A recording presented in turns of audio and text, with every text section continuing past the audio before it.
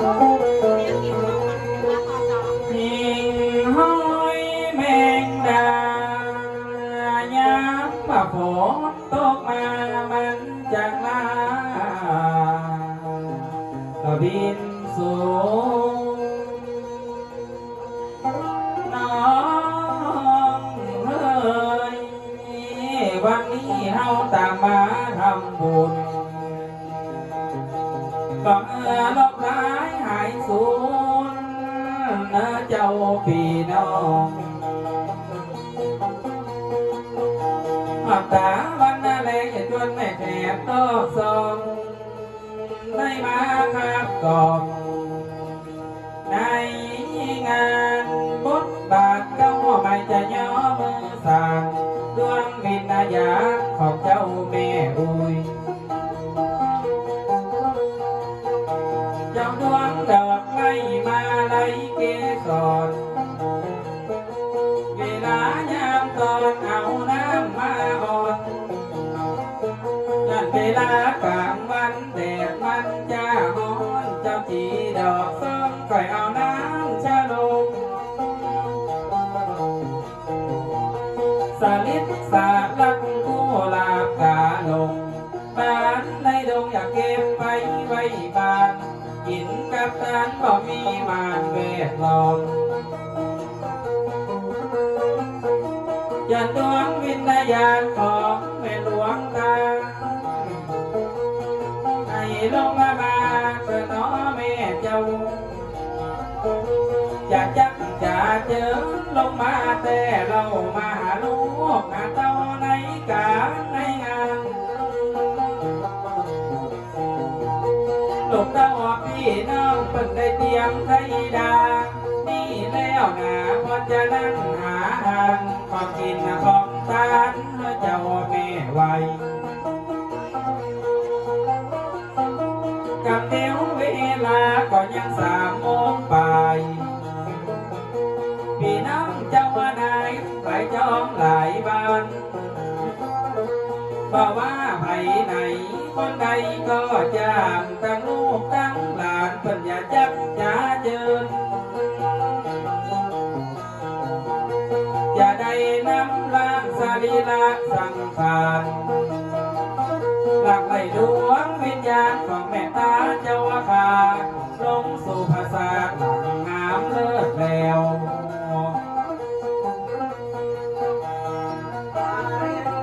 ลูกหลานจังหลายบอกว่าภายในเป็นนายแลเจ้าจะเอาสักนางหุยตานางเราเข้าสู่ภาษาไปยังบ้านเราความตามันเรียกจะพี่น้องจังหลายจะยิ้มตื่นใจลูกหลานจากเรามาเชิญเฮามาเดาไม่คุยจะได้นำร่างอะไรวิญญาณของแม่เจ้าองค์ขังยังตาแม่เจ้าอยากขึ้นสู่ปราสาทบันลังก์แต่เราลูกหลานต่างเจ้ากะเกี่ยมเทียมดาปัจเจ้าภาพเก้าคือลูกเต้า3 องค์พระสงฆ์หลายองค์เพราะฉะนั้นเจ้าบาทเพิ่นอยากกินอยากทานความตนอยากดาว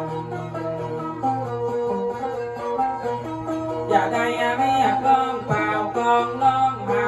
อย่างดวงวิญญาณของตัวแม่เจ้า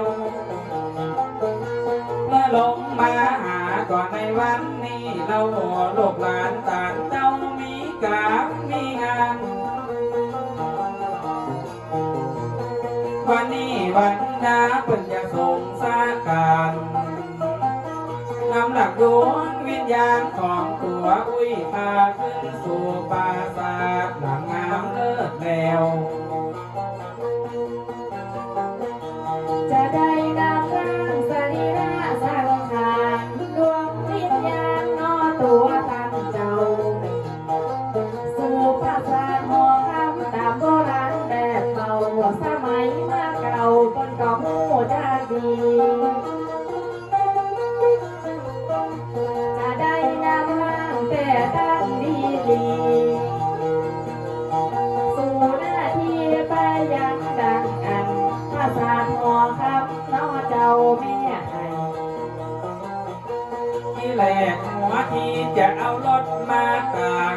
นายโลกหลานเพิ่นว่าบ่เพิ่งใจหาแม่บ้านนาใดนั่นมาต่างหอขึ้นเพิ่นอย่าแปลงแม่เนื้อลูกหลานอย่าหามขึ้นไปสู่ยังละยังเมื่อนานเข้าสู่ป่าจ้าดงกับจะไปส่งสการวันถูกเมื่อแจงก็ได้หูแกงตั้งใจก็แล้ว ก็มีว่าก้องดุริยาดนทีจะกินนาลีปากก้องแม่กวางถ้าได้มาคัดกลุ่มงานท่านจะส่งสาการอย่างดวงวิญญาณวันผู้ป่าเจ้าเพิ่นจะเฮาไปผักว่าเอาเตือนเฮาลูกหลานในบ้านได้ช่วยเหลือกันในแมลงนี้แล้ว เจ้าจะส่งสาการพี่น้องวงวานลูกหลานต่างเจ้าบอกแม่อุยตาในวันนี้เรามันดาแม่เจ้ามาพอมาแย่ลูกหลานต่างเจ้าอยากมากินแห่ตาวันเด็กเจ้าแม่ถึงบ่ถึงน้อเจ้าแม่ไทย จะได้ตามแบบปกติโบราณเอาไว้เป็นตำนานที่บ้านแก่นพี่น้องแก่นใจก็ฝากไว้ใจเย็นตำบลอำเภอสมบาทตำบลนายางว่าอันนี้แล้วได้มาสืบมาศาสตร์เอาไว้เป็นตำนานพื้นจองพื้นบานการส่งสักการคนเฒ่าแม่โอยพระผู้โกศลสุนทรละวัดก็ได้มอบอัพพี่น้องวงศาผู้เป็นอ้าวเป็นอาเป็นลุงเป็นป้าตั้งป่าอุ้ยแม่ยายป่ายยังลาสลาเปิดมาจ้อยกันก็ยังแปลงเงินตาลห่อผ้าหลังนี้แต่ตักนางนำยกยอตาลมือแม่ตาว่าอันเมื่อมาหูมาหันในวันนี้แล้วมาตอดเตือนั้นไอ้อย่าได้มอบอัพท่านพระปลักบุญญาวัฒน์เจ้าขานี่แล้วกาดอกเตอร์ท่านเจ้าคือว่าผู้บาเกณฑ์ก็ในวันนี้เราเป็นเจ้าภาพเก้าภาษาหอคำก็ต่างเป็นลูกก็ต่างเป็นหลาน เป็นเจ้าภาพในงานประสาทที่นี้โจกใจดีของเจ้าแม่จันทร์ มาโยกใจดีของเจ้าแม่จันทราในทันกันพระโบราณมาเจ้าปีเป็นชันยาเจ้าว่าผู้ว่าเก่งจัดมานั้นเราภาษาทองคำนี่ยังหลักงามนับเป็นคนพี่น้ององศาเจ้าพี่นักการจัดดีดีนักตึกงามยามดีมาแลกที่เรา ฐานะครูบานี่เป็นลูกเป็นหลานตั้งครูบาอาจารย์แก่นใจบ้านกว้างบันไดสร้างสาไว้นอเจนนำไว้เป็นตัวอย่างด้านวัฒนธรรม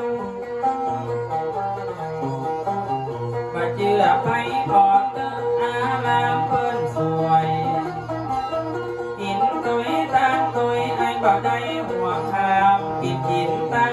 นมันไรแวดล้อม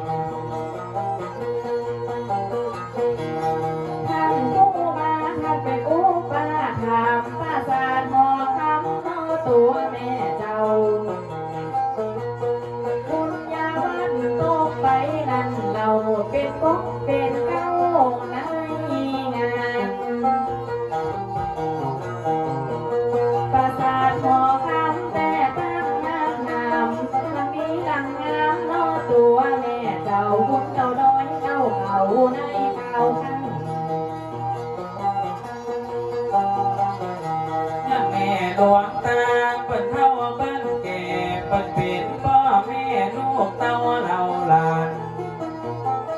ไอจะบอกเนื้อฟังเนื้อสายกู้สร้างสำหรับบุญตาของแม่ตาแม่จันมี3 คนไออย่าบอกเนื้อฟังว่าลูกคนเก้าจันเล่าใครกันนายสุพรรณเทพพุทธเจ้าอาคาจากเล่าใครจะบอกมือพี่น้องว่าลูกควร2นี่เป็นแม่ยิง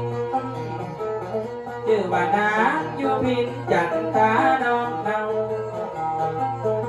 ว่าคนที่3ต้องไปแต่เราชื่อว่าเจ้าก็ยังนายสัญญานามสกุลเทพพุทธก้อยตีเจ้าขาในพันละนาบอกพี่น้องเจ้าบานได้ลำไล่ไขการในเวลานี้แล้ว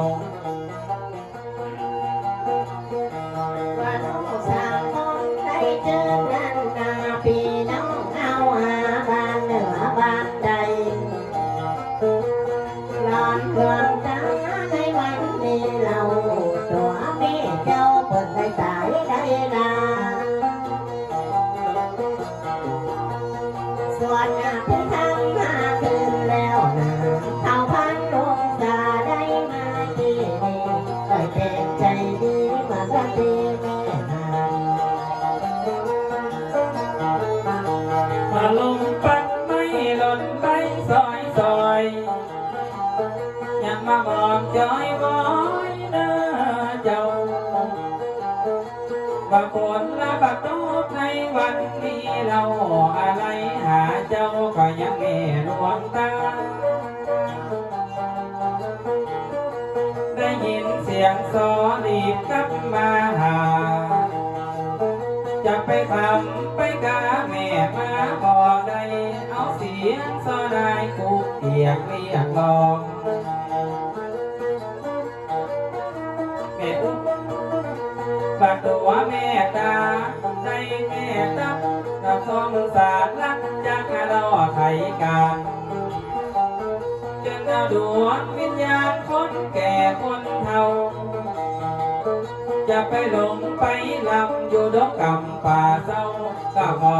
ให้เจ้าปีกไม้คืนมาจะไปโยตาน้ำเหลือทำวังผาห้องก็เนื้อหมาที่นี่เขามีของตามดีตามไว้เรียบร้อย ตัวดวงวิญญาณบ่มีที่อยู่ที่กินตัวไปนอนกับกินไปกินกับหน่วย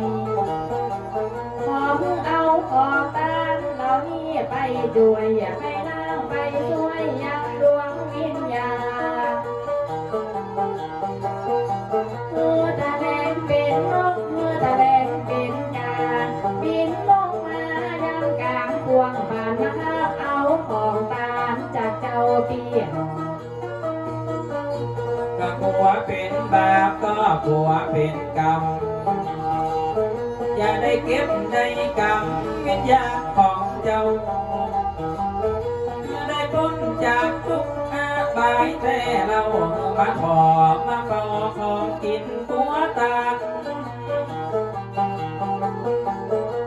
กันว่ามาจ้าตัวบ่ตั้งหันมาบังเอิญก็ตั้งมาเมื่อวันก่อใดจะทุกข์ปันใจเทียมดาพังหอบ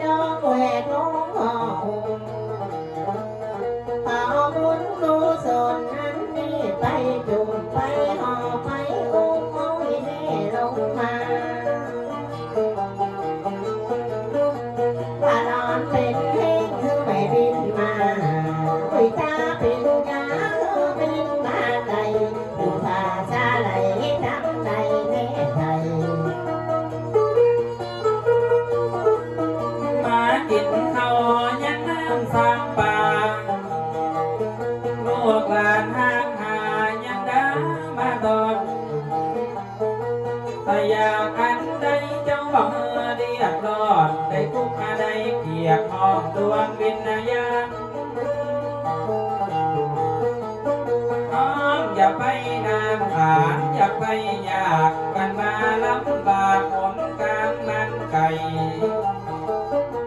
ไปผ่าสะไหลก็ยังเส้นยังการยดชื่อกระดานแผ่นศิลาไว้แล้วก็กลัวของการไปบ่เถิงบ่ฮอดให้ขอฝากเจ้ายอดยังมาหีสีกา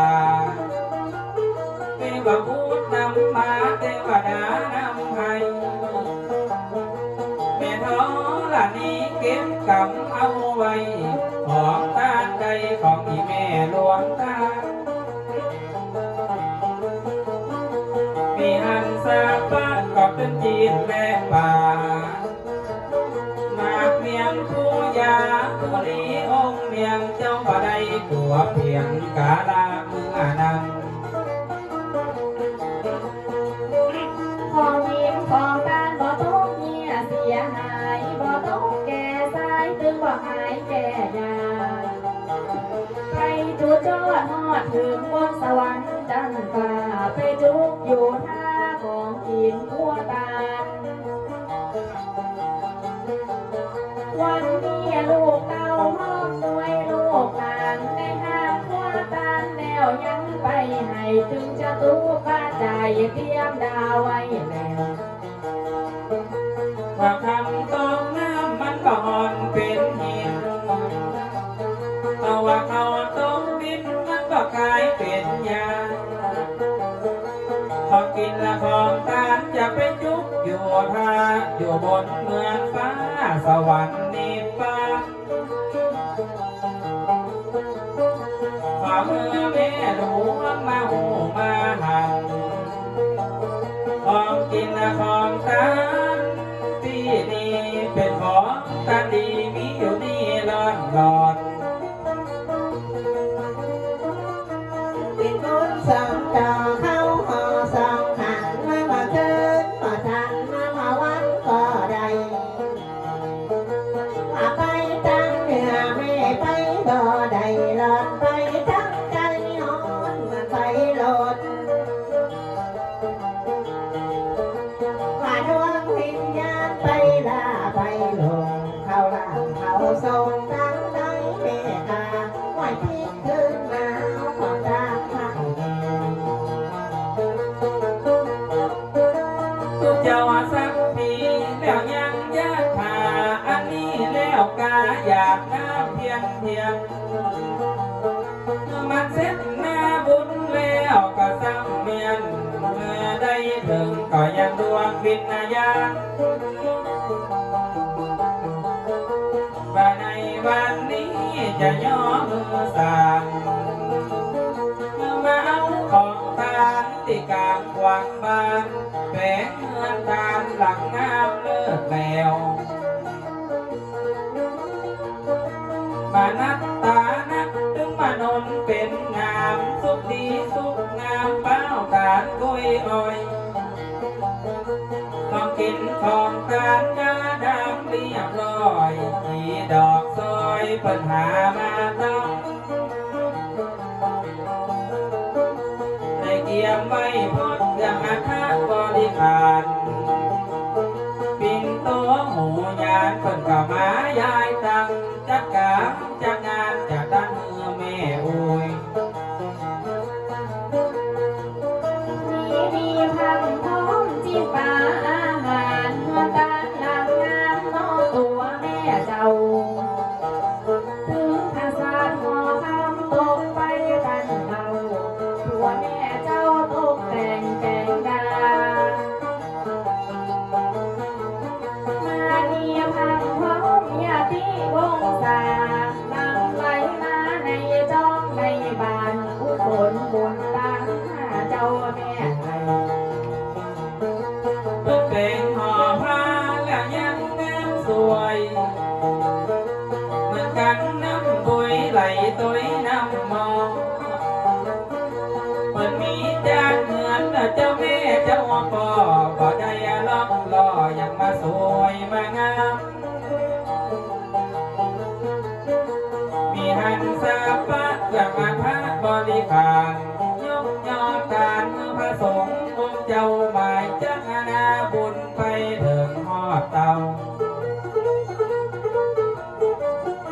สัพพิติโยวิวาชันตุมีอายุ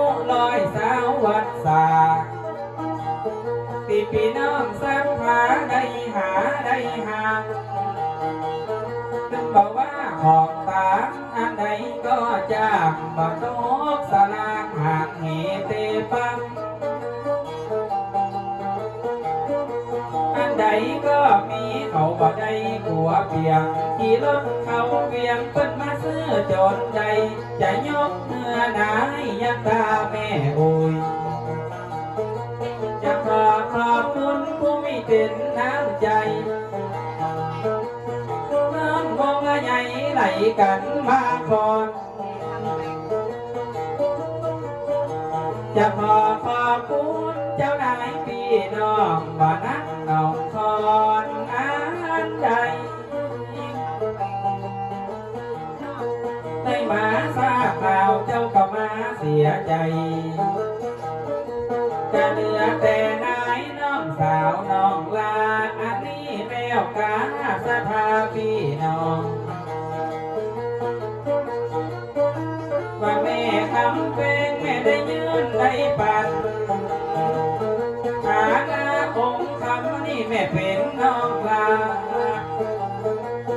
เป็นน้องสาวเจ้าบัวกาบนาของแม่หลวงตาเทพพุทธเนนายมาเสียดายดิแม่เจ้าได้ตายเลยบ่หันได้ตอนนี้ไปนาบัดจางยากจะได้จ้าสถาพี่น้องว่าแม่คำเป็นบัดจางยากสันใดกันเลยเอาสตังค์ปัจจัยมาดีมาเมตตาผู้ยังเป็นปีปัจจัยดีตาเนื้ออุ้ยตา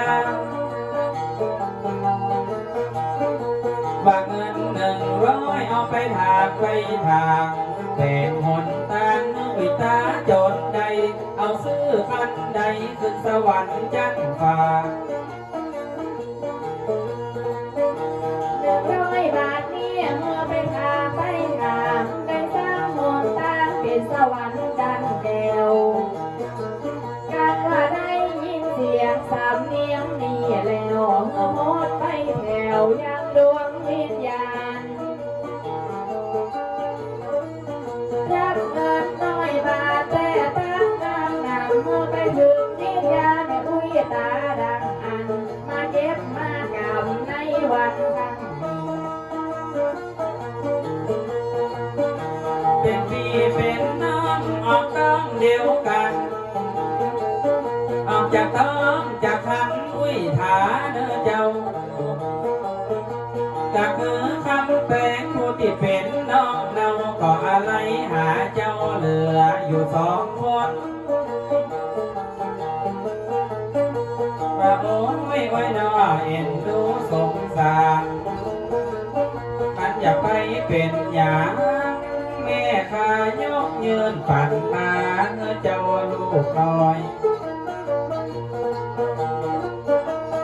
สายฟ้าพาดลงมาจากใจพี่จะไปไหนหาพี่เจ้าถ้าแม่คำเป็นในวันนี้เราว่าถ้าแม่เจ้าจะตามหาอุ้ยตาว่าผู้เป็นพี่ได้ตายนั้นมาคำเป็นน้ำตาเป็นน้องฝันมาไล่หาในวันนี้แล ป่าเงืออุ้ยตาแม่เป็นใหม่เจ้าเอาใจใส่ได้มาพอกันมาพอใจองค์คำหลวงตาพี่เจ้าเป็นห่วงอะไรในวันนี้เราพี่เจ้าอยู่สุขสบาย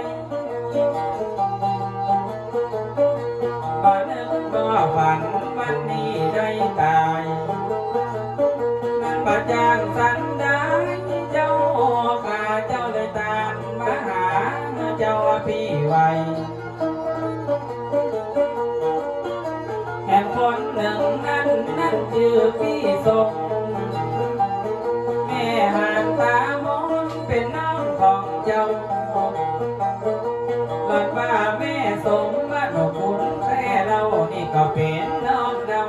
ออยู่สองคน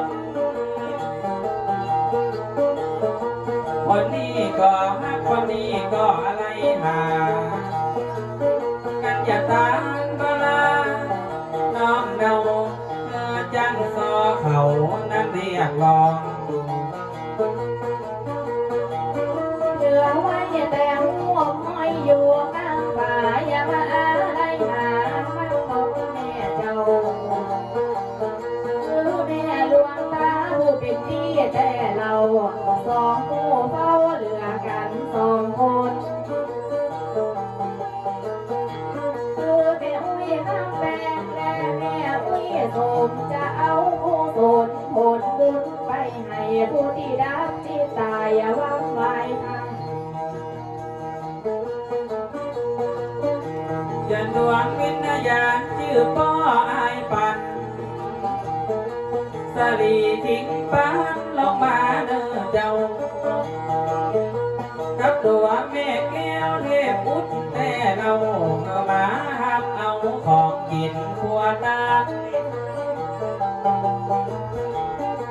อันนี้เงินคำของสถาเวสงคิวหน้าตาวนเจ้าอยากตานไปให้ผู้ที่ดำจิตตายชื่อเมตตาแม่ดันวิญญาณพ่อทองจันตาเหมือนกันมาเอาของตาในเจ้าในบ้านมาดวงวิญญาณตั้งสี่ท่านจันจะไปอยู่ในห้องแล้วมือมาตะวันตกนกห้องเจ้าใดห้องหาให้ลงมาว่าเองมาเอาของที่เป็นเงินแบงค์ร้อยงานอุ้ยแก้วฟังอยู่ในกันมาเกินมาทำมาวันก็ได้มาไปจังเหนือไม่ไปก็ได้ลองไปจังใจน้องไปโลดว่าตัวแม่ส่งเพิ่นจะตามไปหาหน่อยแม่ตาใจนะจะมองมาหมุนมาหองหาเจ้าแม่ กับป่วยได้เจิญได้จะเจิญค่อยครบจะเจิญจนหมดพี่น้องวงศาผู้ได้ตายได้ลาเป็นผู้บังเกิดเก่าขอเจิญวิญญาณประดวงนี้แต่เราพ่อแม่เจ้าชื่อแม่หลวงทาพ่อหลวงดีนามสกุลจันตากับแม่หลวงทาว่าอันมาพอเงื่อนงามของตาลูกน้อยเมื่อกำแทนกันนั้นลงมาหมดมาโหดลูกเพราะฉะนั้นโหดนานมาพอเงื่อนตาหลังงามพ่อจอมอันใดก็มีเขาดาไว้พร้อมตั้งแก้เกิดจองพี่น้องศรัทธาเอาไปกินไปใจอยู่โลกหลังความตายอยู่สุขสบายตึงเจ้าแลกฟ้าสมภาทางหนาเนื้อเจ้ามาทานไทยว่าเช้าวันหนึ่งเป็นเขาเป็นของว่าเช้าวันสองเป็นเสื้อเป็นผ้าว่าเช้าวันสามวันสี่วันห้าเพื่อกลายเป็นมาจวาเจอในว่าดวงวิญญาณอยู่ป่าซาใดไปอยู่ตามใดเดินมาเจอเจ้ามาเอาของตาเนี่ยยามเจ้าเจ้า ก็เหลือลูกเต้าสามคนเที่ยวหน้าตามนสามคนลูกเต้าจะไปอยู่ที่ไหนตั้งใดแต่เราหรือว่าเจ้ายงว่าญาติการญาติงานว่านายสุพรรณลูกรักสายตา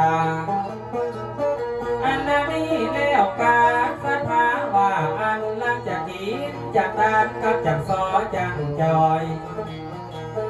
มีหน่อยตานหน่อยมีนักการนักเอาไปบวกฟักแล้วยังหักตา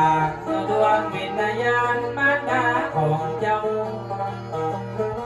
ว่าคนที่สองอยู่พินน้องเนามาเพ่เตอเจ้าตัวก่อยมาตาเอาเงิน100 บาทนี่ไปถากไปถากไว้ไปแปลงหนตางแม่ตาว่าอันนี้เป็นแม่องค์คำของเจ้าว่าลูกน้อยสัญญาลูกรักลูกลาสายใจว่าจังสันได้เจ้าบัวกาบมายังมาได้สัญญาเจ้าว่าเป็นลูกลามาพี่เจอหนาก่อยมากินมาตามมาตานสุดหวานเจ้าตานสุดแขนจะบ่ได้กินแหนงตอนนี้ไปนาแม่รับหูรับตาบ่ตื่นมาแหมแล้ว มีลูกมีเต้า3 คนด้วยกันลำนักลำพังด้วยไปทางเจ้าคือนายสุพรรณเทพบุตรแต่เราบ่เต้าแต่นั้นมีนางอยู่ผิดพักเดียวนี้จะได้การได้กินนายอยู่ผิดจังตาว่าอันกับนายสัญญาอย่างกันก็เจ้าปียังได้ยินเสียงสำเนียงจังสองมาเพ่ตึกนอนยังตัวลูกเต่าหรือว่าเจ้ากันการกันงานแต่เรามาเพ่ตึกเจ้ามาเหียยามวันพระผู้โกศลสุนทรวิวัฒน์ไอ้อย่าเอิญปากตักก็ไปยังเหมือนกันไอ้จะเล่าใครการทุกกี่แสนเจ้ามาลักจะปันเก่ากาจากซอจากจอยว่าทุกปีแสนผู้เป็นโลกเป็นหลากลังเอามาตาอย่าสักเล็กสามน้อยนี่เป็นเจ้าภาพหาจังซอจังจอยเงินส่วนนี้ก็อยากตอบตีตาก็จะเอาไปไว้แต่ตั้งนานนำอันนี้ส่งผลตานมันมีหลายก่อน้อยเมื่อกับดวงตายังเจ้าแม่รวย มันจะมุ่งที่แสนเป็นลูกเป็นหลานพอกินพอดามจังซอข้าเจ้าบุญกินบุญดานในวันนี้เราไปหาแม่เจ้ายังแม่หลวงตาให้ทำซาจังทุกปีแสนนั้นนาโมตานาจังซอสักหน่อยเสียรักคอยมาคอยกัน เป็นลูกเป็นหลานเป็นบุตรีบุตรตาสมงาสมตางานแม่หลวงเจ้ามาฮักรักเดิมเขาอย่าเพิ่งลูกเจ้ามายะกับเขาภาพเจ้าง่ายเล่บัดตาครั้งนี้สุดศอกสุดแขนว่าทุกปีแสนย่อสารเมื่อไว้เจ้าตามอย่างใดก็จะได้อย่างนั้นเอาว่ากายังกล่าวว่าพัดนี่ไปปัดแล้วนี่ไปก่อนก็สมเบิ่งควันเมื่อตัวแม่เจ้าเอาบุญกุศลนำหน้าแต่เราคือขึ้นฟ้ายังสวรรค์นิพพานสภาพี่น้องต่างพร้อมใจกันอยากให้จักกะวานนี่ก็เจ้ามาเป็นผู้ประสานงานจากซอจังจอยกระบวนการเจ้าจากเล่าใครการไอ้จักกะ เจ้าที่ได้โทรไปหาจังซอแต่เรามาหลับนับในการในงานว่าในวันนี้จะย่อมือสานอ้ายก็จะตานแม่หลวงจดได้เอาไว้เป็นปัจจัยนาบุญช่วยกรรมอันนี้ปัจจัยของไอ้จังกาบานกินกับทานมันบ่มาไกลบางเงินส่วนนี้เจ้าจะไปฝากไว้กับแม่หลวงยังแม่หลวงตาบ่าเจ้าเตือนั้นที่ได้ยกมือสาเทวบุตรเทวดาน้อสายกู้สร้างประจำตัวจักรวาลจวานพี่จันทร์ จักรวาลมายืนมาปัดป่าทางอาณาจักรสอนเจ้าเทวบุตรเทวดาประจำตัวลูกเก่าว่าวันนี้แล้วมาพอมาจอยติดแล้วจานแล้วถึงว่าได้เงาหอยสีดำน้อยจะพังตอนตายสุภาพตั้งใจเด้อเจ้าไป มาของตั้งหมดอันนี้เป็นสักปาตานย่อมือวานย่อสารขึ้นเอาไว้การกินการตามฝากฝังเอาไว้เจ้าจียังใจแล้วขึ้นเมืองบนว่าบนบาทเขายาวปอนปันอยู่ดีกินลำตอนนี้ไปนาบุญพระรักษาเทวดาช่วยกรรม จะขอขอบคุณที่มีความเมตตาได้ยืนปันมาจังสองข้าเจ้าเมื่ออยู่สุขีปีค้าเตียงเก่าเงินทำไหลเข้ามานำบ่อจึงสายตอนนี้ไปนางสุขปานหวานใจพอวันก็อายบ่ได้มาไกลเมื่อตกด้วยไฟไหลด้วยแม่ ขอพ่อเลี้ยงอยู่ม้วนกินบานเนื้อไอ้จันกะวานกินหาทานให้เมื่อเอาข้อเจ็บฝากไว้กับไม่ข้อเป็นป่วยไข้นี่ลงเหวลงวังพยาธิเลยล้างให้อย่าเจ็บเป็นอย่าง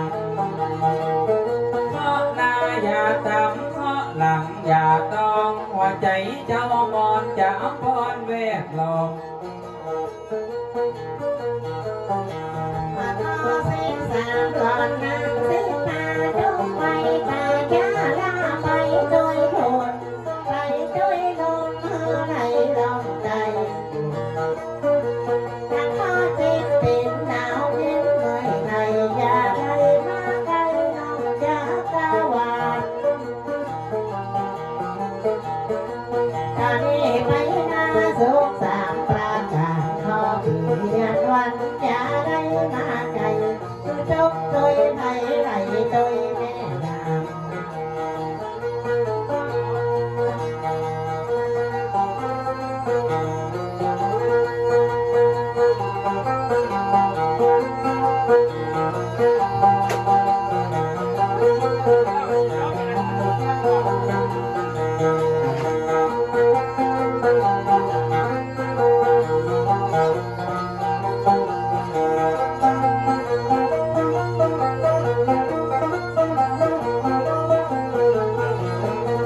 ยามมือสิบนิ้วขึ้นตั้งบางคิ้วกายเจ้าเกศาพาธุลีองค์พระบาทเจ้าอยากเข้าป่าไม่อยากยังย้ายมา ไม่ขจองยักขยอมเมาสายไม่ฮัดปากสายเป่าเด็กไม่โง่ว่าไม่หมากมูลออกหยาบยังย้ายยังไทยนกยังตกกะโตลายมันมาติดเป็นสายดอกเอียนจ้างนาป่านางบัวพันรัดเอาไม่เฝ้าจะมาแม่นดอกเป่าบ้านยามเมื่อพะล้อก็จะหนีออกบ้านเข้าดงป่าไม้ใหญ่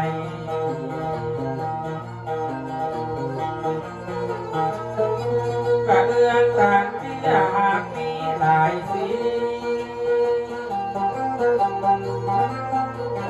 เอียงนี้เปิ้นก็เก็บมาเรียง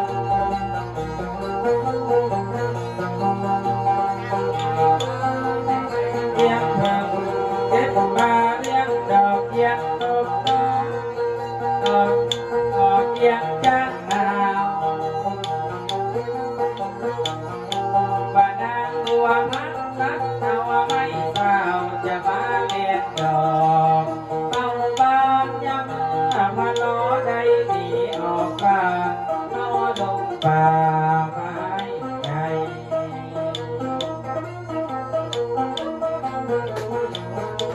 มาถึงแม่น้ำแม่สาลาน้องสองฝั่งของนิจอละเก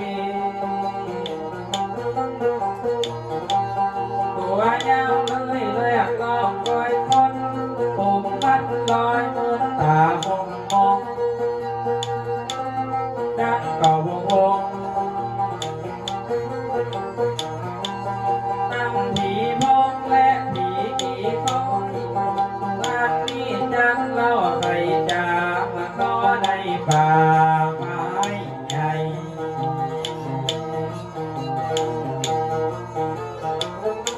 มาถึงแม่น้ำก็ยังแม่กาโลกงกายาวยานกว่าของพันจ้างทางของปัดเป็นต้องอาบน้ำจับละมนก็เหบางท้องขี่เป๊ข้ามไปฝั่งปูตลอดไปถึงที่จุดจอดคนก็ได้จัดแจงแต่งตาพระองค์ตัดเต้าหน่อมาตัดขาเสด็จสีลาก็มาลงอาบน้ำก็เขาหาปลากันอยู่ที่หันก็ได้ตัวใหญ่สาพึ่งจะเมื่อพ่อครัวมุกแกงหอหนึ่งบันก็ลาเทพงว่าเล่าหัวดีมันมีหลายหัวโตกินแล้วโหสาวเดือด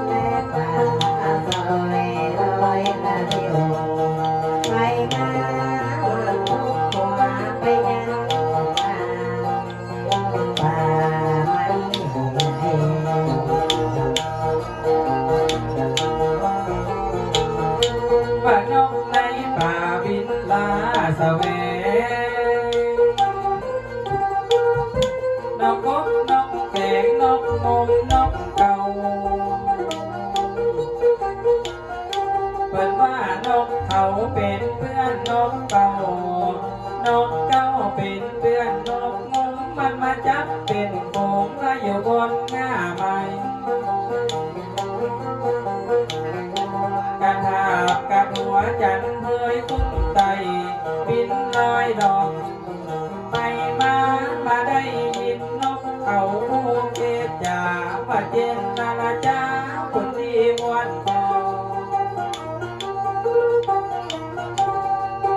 อาอกลวดใจบัดตั้ง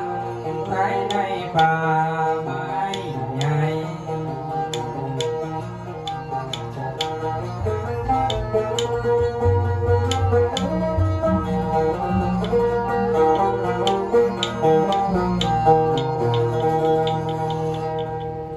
จังเจอจังซ้อลำดับลำดาปากกล้องกองวงกระทำหน้าที่ต่อสืบตายสืบตายจีนไปมือกันเนาะครับเนาะตั้งซ้ออย่างตั้งปากกล้องกองวงก็ขึ้นนะครับวันนี้ก็ไปถือว่าเอาแม่อุ้ยนอนเมืองนอนภาษาจะได้ทรงสักการวัดผูกนะครับวันนี้ตั้งตุปีแซมนะครับเนาะบอกว่าเจ้าภาพเต้านะครับตั้งลูกเต้าหลานเลนครับขอได้พ่อใจกัน